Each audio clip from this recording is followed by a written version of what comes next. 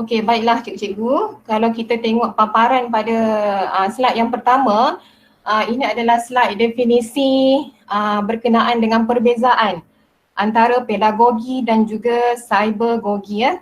Iaitu yang mana sejak penutupan sekolah yang bermula pada 18 Mac 2020 selaras dengan arahan Perintah Kawalan Pergerakan PKP dan bermula esok kita akan meneruskan arahan PKP bersyarat sehingga 9 Jun. Jadi medan hari ini sebenarnya kita nak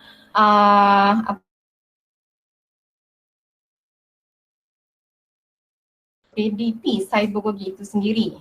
Jadi selama 8 minggu ataupun lebih kurang 2 bulan arahan PKP ini sebenarnya memberi cabaran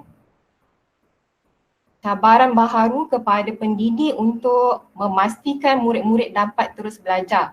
Bukan sahaja cabaran kepada guru tetapi kepada ibu bapa jugalah, terutamanya dalam kumpulan B40 ya, yang mana kalau kita tahu kadang-kadang kumpulan B40 ini mempunyai kekangan-kekangan dari segi menyediakan komputer ataupun gadget yang bersesuaian dan juga capaian internet. Tapi, ya ada tapinya, ada juga ibu bapa yang sanggup berkorban demi pelajaran anak-anak. Okey, kalau kita tengok dekat situ, apakah yang dimaksudkan dengan pedagogi? Pedagogi merupakan satu proses pengajaran dan pembelajaran yang bersifat seni dan sains dalam penyampaian isi kandungan. Ini adalah fasa yang sebelum-sebelum ni kita gunakan pedagogi tu macam biasa. Maksudnya bersemuka dengan anak-anak murid kita dalam kelas pembelajaran yang kita katakan sekarang sebagai tradisional. Manakala untuk cybergogi merupakan strategi pembelajaran berasaskan persekitaran maya atau secara dalam talian ya. Jadi kalau kita lihat di sini perkaitannya antara pedagogi cybergogi, kalau kita tengok di paparan yang bawah sekali itu pedagogi, maksudnya sebelum tahun 1990 dalam zaman revolusi industri 1.0 yang itulah yang kita katakan sebagai kelas atau kelas secara bersemuka lah, maksudnya guru bertemu dengan murid dalam kelas tradisional. Tak nampak? Apa yang tak nampak ya? Apa yang tak nampak? Saya terbaca chat ni yang daripada Cikgu Azura Supaat. Teruskanlah sebab nampak je, teruskan. Nanti kenapa cikgu tak nampak ni ya? Okey, teruskan.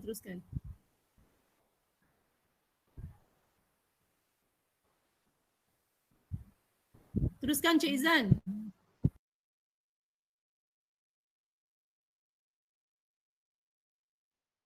Teruskan, nampak. Cik Izan.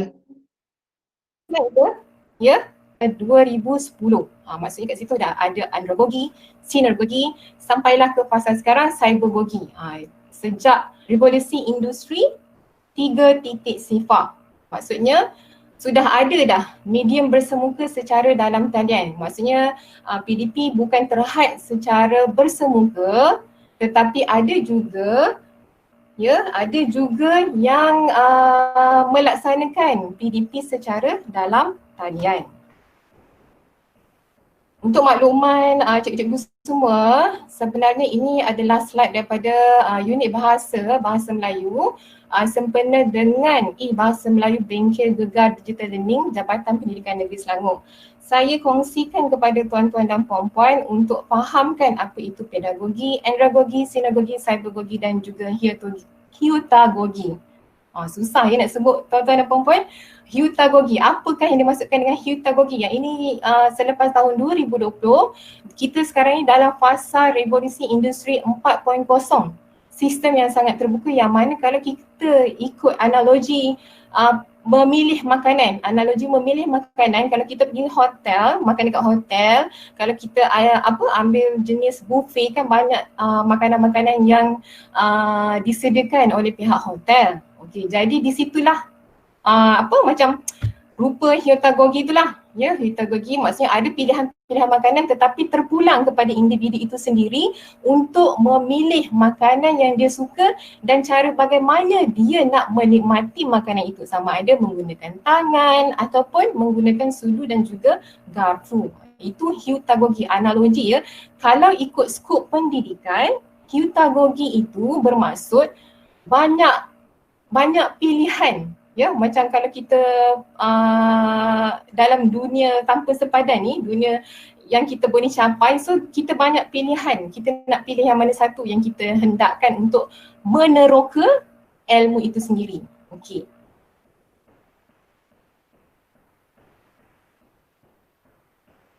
So apa itu cybergogi? Cybergogi ni dia menggabungkan asas-asas dari kedua-dua pedagogi dan andragogi untuk mencapai pendekatan baru belajar. Ini daripada Carey and Moles 2003.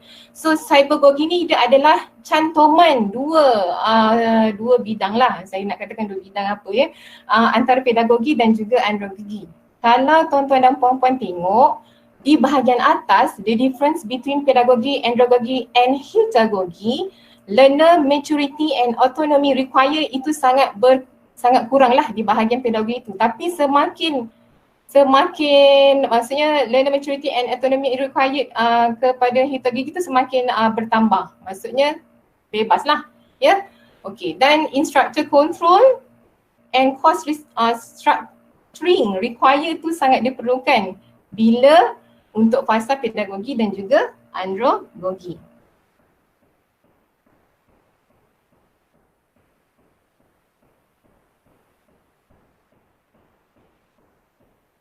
Okey, ini adalah perbezaan antara pedagogi, andragogi dan juga cybergogi. Pedagogi macam yang tuan-tuan dan puan-puan cikgu-cikgu tahu, pembelajaran kanak-kanak, maksudnya kanak-kanak itu ada cikgu untuk dia belajar. Ya, kalau andragogi ni pembelajaran orang dewasa, maksudnya selepas 18 tahun dia masuk kolej tingkatan 6 ke, ambil diploma ataupun ijazah, itu adalah pembelajaran orang dewasa. Maksudnya dia mencari penyelesaian masalah itu bersama sendiri ataupun bersama-sama dengan rakannya melalui perbincangan dua hala. Tetapi berbeza dengan pedagogi, kalau kita tengok situ cara bagaimana guru-guru kena buat langkah-langkah PDP, ada persediaan, ada pengajaran, ada latihan, tugasan dan juga penilaian. Penilaian ni yang kita kena perkasakan pentaksiran bilik darjah PBD. Ada juga pengulangan tugasan, mana-mana murid yang lemah, yang masih memerlukan bantuan daripada cikgu, di situlah guru-guru kena bantu murid dalam kelas biasalah, kelas tradisional yang kita katakan. Dan juga ulang kaji mata pelajaran. Biasanya ulang kaji mata pelajaran ni bila murid nak mengambil ujian ataupun peperiksaan. Kalau kita tengok kolom yang paling kanan sekali, cybergogi berwarna orange. Cybergogi yang saya telah bagi tahu sebentar tadi adalah pembelajaran secara maya. Yang mana sekarang ini guru dan juga murid mencari maklumat. Guru cari maklumat untuk diberi kepada murid-murid dan murid-murid mencari maklumat bila guru bertanya. Ya, dan juga langkah-langkah keselamatan cyber, ada langkah-langkah keselamatan cyber dan penulisan laporan. Kalau kita tengok, kalau cikgu-cikgu pernah menggunakan Google Classroom, yang itu adalah pembelajaran dalam talian secara bukan real time. Google Classroom tu dia bukan real time. Kalau macam sekarang ni Google Meet, ini adalah pembelajaran dalam talian secara real time. Kalau Google Classroom bukan ya, kadang-kadang kita boleh offline pun kita boleh tengok lah. Okey, jadi elemen, kita tengok dekat elemen, bahagian elemen pedagogi, ada panduan oleh guru. Panduan oleh guru maksudnya apa? Saya cakap sendiri pula ya. Oh, nak respon pula. Okey, panduan oleh guru maksudnya panduan guru kepada murid, murid kepada guru. Guru menilai dan kurikulum standard. Panduan guru tu DSKP lah, DSKP, dokumen standard, DSKP. Tuan-tuan ni lah, saya tiba-tiba blank pula ya hari ni. Okey, elemen yang Seterusnya, elemen andragogi, kajian bebas penilaian diri. Kalau kita pergi universiti, buat sarjana muda ataupun sarjana ataupun doktor falsafah, kita bebas membuat kajian dan kita membuat penilaian kendiri. Dan yang terakhir, cybergogi. Cybergogi kita menggunakan pelbagai alatan seperti komputer, teknologi dan juga internet lah. Dan kalau tak ada komputer, kita boleh gunakan mobile phone, handphone lah. Jadi pembelajaran dalam talian terutamanya Google Classroom yang diamalkan di Kementerian Pendidikan Malaysia sebenarnya terbukti cukup membantu guru selain aplikasi Google Meet atau Microsoft Teams. Sekarang kita tengah bergerak tengah macam nak upgrade lagi satu lagi apps iaitu Microsoft Teams, tapi lebih kurang macam Google Meet. Ada juga cikgu-cikgu daerah Kuala Selangor yang menggunakan aplikasi Zoom sebab dia lebih selesa menggunakan aplikasi Zoom. Kalau aplikasi Zoom ni dia terhadlah kepada 45 orang murid. Kalau Google Meet, kita menggunakan ID Kementerian Digital Learning, kita boleh mencapai sehingga 250 orang. Tetapi sekarang Google dah upgrade dia dah upgrade. Kalau cikgu-cikgu ada akaun Google Mail personal, akaun Google Mail personal, sebenarnya cikgu-cikgu boleh menjalankan Google Meet tu, maksudnya meeting dengan kumpulan-kumpulan cikgu semaksimum 100 orang. Jadi hari raya nanti bolehlah ber-Google Meet dengan saudara mara okey. Itu kelebihan Google Meet lah yang telah di-upgrade okey. Tapi untuk aplikasi Zoom dia cuma boleh terhad kepada, kalau tak salah saya, antara 40-45 orang murid lah, dan dia punya time frame tu sangat pendek, cuma selama lebih kurang 45 minit dan kadang-kadang dia boleh bagi extend sehingga 10 minit macam tu lah. Okey. Jadi ini adalah surat siaran pelaksanaan PDP semasa PKP. Kalau kita tengok dekat kotak berwarna merah, garis panduan ini dikeluarkan bertujuan memastikan proses PDP berlaku seperti yang dirancang dalam keadaan selamat. Pengetua dan guru besar dalam memastikan proses PDP dapat dilaksanakan secara teratur dalam tempoh PKP, dan ibu bapa penjaga bersama-sama mengambil tanggungjawab dalam memastikan kelangsungan pembelajaran anak walaupun anak mereka tidak dapat menghadiri sesi persekolahan.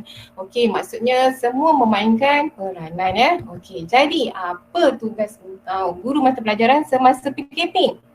Yang pertama, guru boleh melaksanakan tugasan dari rumah. Ini PDP dari rumah lah sebelum ni lah, tapi untuk arahan PKP bersyarat bermula besok 13 Mei hingga 9 Jun.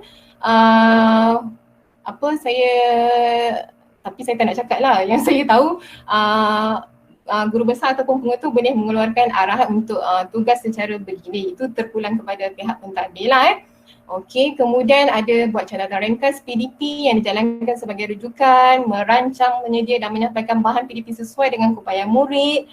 Lepas tu menggunakan medium komunikasi dan aplikasi yang boleh diakses oleh murid, tak kisahlah Google Classroom ke Google Meet, Telegram, WhatsApp dan sebagainya, serta memberi arahan tugasan, maksudnya perancangan dan penyampaian PDP tu adalah tapi digalakkan penggunaan kaedah pembelajaran berbentuk teknologi secara dalam talian. Dan sebenarnya norma baharu ini kita kena adaptasilah macam kata Ketua Pengarah Kesihatan Datuk Dr. Nur Hisham, kita mesti membiasakan diri dengan norma baharu ini. Dunia sudah tidak sama lagi. Jadi sama-samalah kita sebab kita tak tahu PKP ni sampai bila. Jadi dan kita pun tak nak anak murid kita ketinggalan. Jadi sama-samalah kita membiasakan norma baharu ini. Dan cikgu-cikgu pun kena cari ilmu lah seiring dengan tema Hari Guru kita pada tahun ini. Berguru demi ilmu, bina generasi baharu. Jadi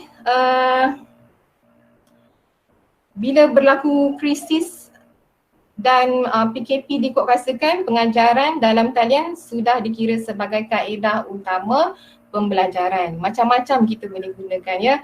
Jadi objektif kita pada hari ini, kita nak mengaplikasikan cybergogi dalam PDP, yang mana kita akan tunjukkan kepada cikgu-cikgu dalam ruangan pada petang ini perkongsian daripada guru-guru daerah Kuala Selangor berkenaan dengan situasi sebenar PDP cybergogi itu berlaku.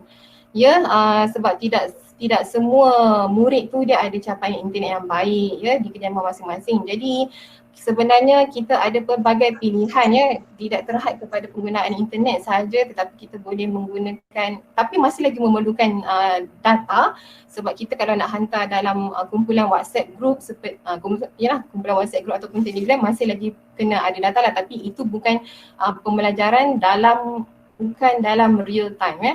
Jadi hari ini kita akan bawakan kepada cikgu-cikgu penceramah yang akan menunjukkan PDP sekiranya ada talian internet dan jika tiada talian internet. Okey, baiklah, dan saya juga nak ingatkan kepada cikgu-cikgu, DSKP adalah alat utama pekerjaan seorang guru lah, dan pelajari dan fahami DSKP itu sendiri, sebab kita sebenarnya DSKP itu dia mengajar kemahiran, bukannya peperiksaan. Kita tak kejar silibus tetapi kita nak ajar anak kita berdasarkan kemahiran-kemahiran yang ada dalam mata pelajaran yang cikgu ajar lah, contohnya bahasa Melayu, matematik, sains, pendidikan Islam dan sebagainya. Jadi sebagai seorang guru, carilah ilmu sebanyak yang mungkin untuk kita gunakan untuk diri kita sendiri dan kita sebar luaskan kepada orang lain. Dan PKP ini merupakan satu titik tolak kepada perubahan norma PDP guru dewasa kini. Jadi kita kena berubah, itu sahaja daripada saya.